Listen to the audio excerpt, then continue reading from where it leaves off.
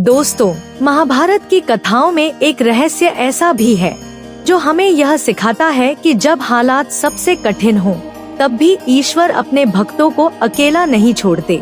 ये रहस्य है अक्षय पात्र यानी पांडवों की थाली।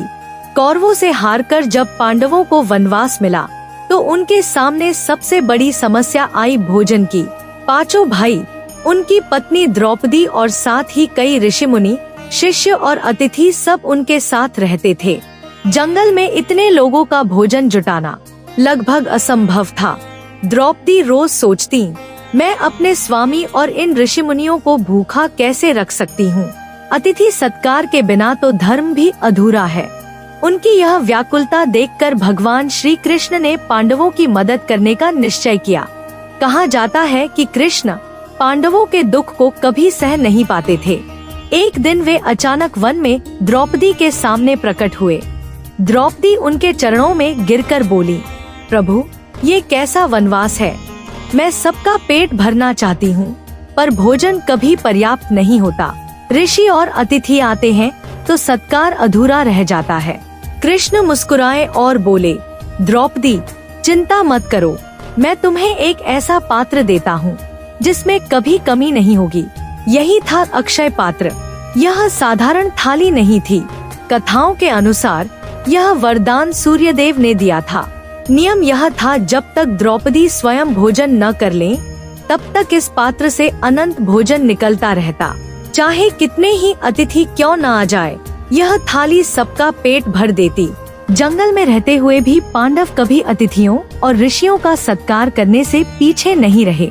अक्षय पात्र ने न केवल उनका पेट भरा, बल्कि उनका आत्मसम्मान भी बचाए रखा। लेकिन महाभारत की कथा इतनी सीधी कहाँ थी। दुर्योधन पांडवों को चैन से देख ही नहीं सकता था। उसने सोचा, ये वनवास में भी सम्मान पा रहे हैं, अगर मैं इन्हें ऋषियों के श्राप से फंसा दूं तो। उसने दुर्वासा ऋषि को मनाया कि वे अपने हजारों शिष्यों सहित पांडवों के यहाँ भोजन के लिए जाए। दुर्वासा ऋषि का स्वभाव था क्रोधी। अगर सत्कार न हो तो वे श्राप देने में देर न लगाते। एक दिन दुर्वासा ऋषि और उनके शिष्य पांडवों के आश्रम पहुँचे। वे बोले, द्रौपदी, हम स्नान करके भोजन करेंगे, भोजन की तैयारी करना। द्रौपदी घबरा गई, क्योंकि उस समय वे स्वयं भोजन कर चुकी थी और नियम था, जब तक द्रौपदी न खाए अक्षय पात्र भोजन देता रहता है। अब पात्र खाली हो चुका था। आंखों में आंसू भरकर उन्होंने पुकारा, हे माधव, अब क्या होगा। अगर दुर्वासा ऋषि नाराज हो गए तो हमें श्राप दे देंगे। कृष्ण तुरंत प्रकट हुए। उन्होंने पात्र देखा और मुस्कुराए। द्रौपदी, क्या तुम्हारे पात्र में कुछ बचा है। द्रौपदी बोली, नहीं प्रभु, मैंने सब खा लिया है। कृष्ण ने पात्र उठाया और गौर से देखा। उसमें एक छोटा सा चावल का दाना और पत्ते का अंश चिपका हुआ था। उन्होंने वह दाना उठाया और प्रसन्न होकर खा लिया, और उसी क्षण ब्रह्मांड में एक अद्भुत परिवर्तन हुआ, मानो समस्त संसार का पेट भर गया हो। दूसरी ओर दुर्वासा ऋषि और उनके शिष्य नदी में स्नान कर रहे थे। अचानक उन्हें ऐसा अनुभव हुआ कि उनका पेट पूरी तरह भर चुका है। भूख का नामो निशान नहीं रहा। वे आपस में सोचने लगे, हमारे पेट में तो अन्न समाने की जगह ही नहीं है। अगर हम पांडवों के पास गए और वे और भोजन देंगे तो हम खा नहीं पाएंगे। इससे उनका अपमान होगा।